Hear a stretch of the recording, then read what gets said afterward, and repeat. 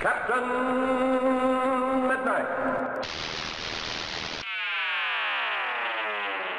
This video is brought to you by Skillshare. Before I start, I should say that this will feature full spoilers for Thor: Love and Thunder. So this is not the video I wanted to make about this movie. Longtime viewers will know that I really enjoyed Thor Ragnarok back in 2017, and its follow-up has honestly been one of my most anticipated MCU projects. Taika Waititi has made some films that I really liked in the past, and it seemed like a pretty solid bet that he would deliver here too.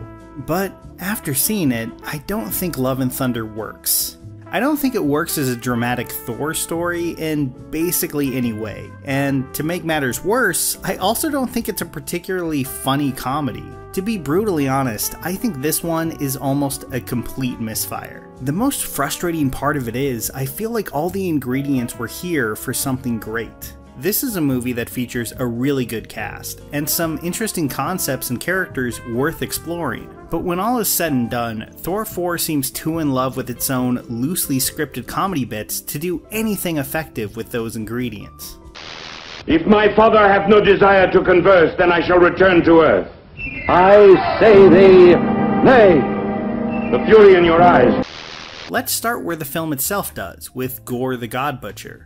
The film opens somberly, with the scene where Christian Bale's Gore, desperate for food and water, is forced to bury his dead daughter under the harsh desert sun. After that harrowing experience, he wanders into what appears to be a tropical oasis, only to find the god he once worshipped lounging there, completely indifferent to his hardships and mocking the very idea that he and his daughter's lives hold any value. And let me just say, I think this is a fantastic origin story. Not only does Bale do an amazing job of playing the grief and anger that Gore is going through here, but we immediately understand why he's willing to go to these lengths to kill every god. I will say though, I do think this opening scene could have been even better. The evil god-killing sword just kind of floats into his hand at the best possible moment, for no real rhyme or reason. By giving this scene just a little bit more room to breathe, I think it could have set up Gore a lot more effectively. Instead of the sword just arbitrarily choosing him because it happens to be laying on the ground, Gore could have outwitted the god, used the god's hubris against him, and demonstrated why he's a force to be reckoned with beyond just being a sad guy who gets a magic sword.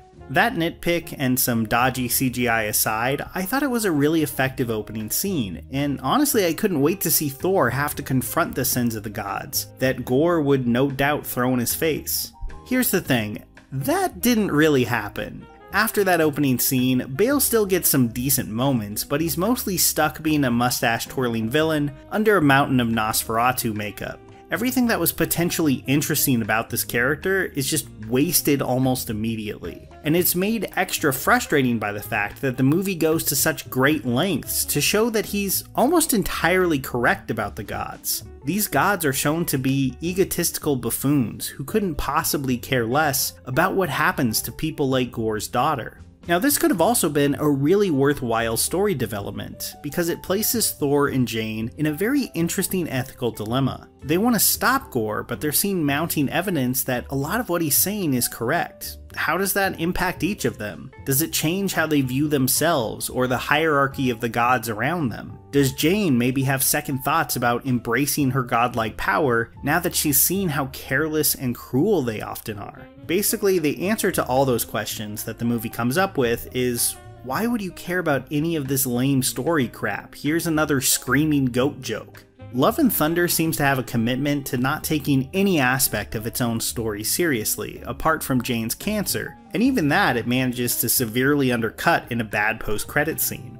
If anything, this movie seems actively annoyed that it had to bother having a story at all and couldn't just be high-budget improv comedy. Now all of that would be a lot easier for me to forgive if more of the jokes landed. I feel like this movie has a lot more jokes than Ragnarok did, but the jokes don't actually land nearly as often. And if you don't like one of those jokes, like the screaming goats or Jane's search for a new catchphrase, well, I have very bad news, because the movie wants to go back to those wells over and over again.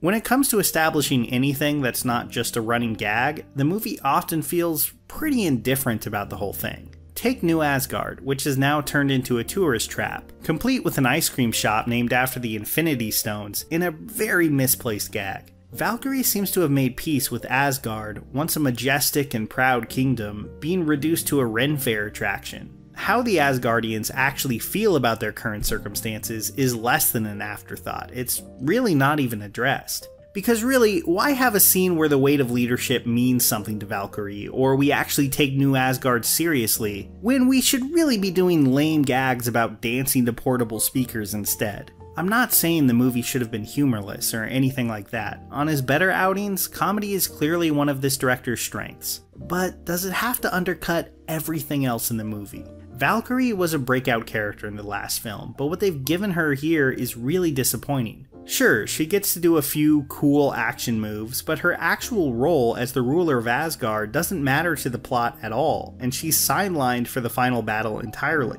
The same can kind of be said of Korg. In Ragnarok, he helped lead a slave uprising. In this one, he doesn't do much of consequence other than say one-liners. His speech near the end of the film tells us that he has a boyfriend now, who he met off screen, which seems like an odd choice in a movie where he doesn't actually have anything to do and could have used a romance subplot of his own. As it is, the thoughts and feelings of Thor's weapons are given more impactful moments than those of Korg or Valkyrie. Then there's Thor himself.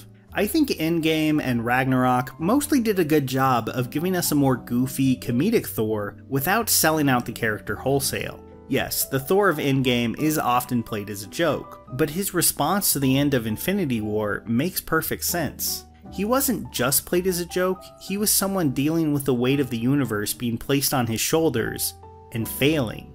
Here, they seem to retcon that he's actually been hung up on Jane this whole time, which doesn't really mesh to me with his past few appearances, but okay, I can deal with that as a mildly forced development. What I have a harder time getting over is just how stupid Thor is in this movie. Don't get me wrong, there's always been a huge element of comedy to MCU Thor. Like half of his original movie is a fish out of water comedy, but I don't think they've ever presented him as pathetic and clueless as he is here. He comes off like New Asgard's drunk uncle who rolls into town to knock some things over, apologize, and fly off. And how our leads react to Gore's kidnapping of the kids is just really weird. It kind of feels like they barely care, and instead are completely wrapped up in their own drama. The scene where Thor addresses New Asgard before they all fly off is played purely for laughs. For the second or even third time in the movie, they repeat the joke of him giving a really bad hero speech that quickly goes off the rails. I kind of liked this gag the first time in that scene with the Guardians, but it feels so off here.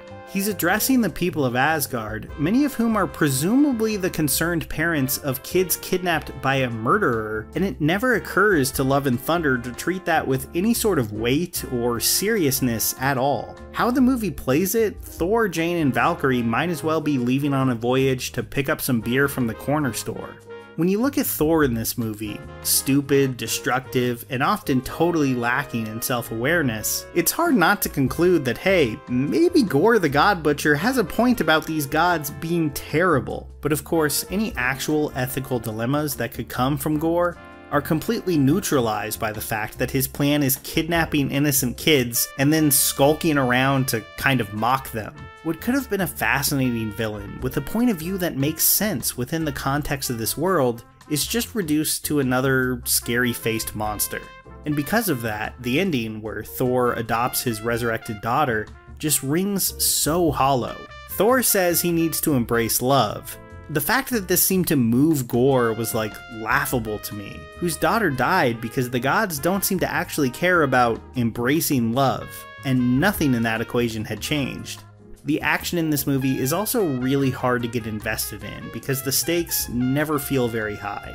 Thor and company are always doing comedy bits in the middle of battle, and they don't seem all that concerned about them. I mean, the cost of violence in this movie is such a mild and unimportant thing that Thor and Sif do like comedy riffs about her losing her arm as she still lays defeated on the battlefield.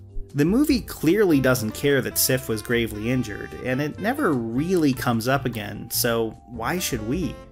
Lastly, there's the Jane Foster of it all. I liked how Jane's storyline was handled in Jason Aaron's Thor run, but I don't think it works here very well. It's very hard to get invested in Jane's story when it's surrounded by a movie that has so little in the way of actual stakes. I liked the scene where Gore makes the connection between them clear. They're both mortals who have a weapon that's slowly draining them of life, but nothing is ever really done with that.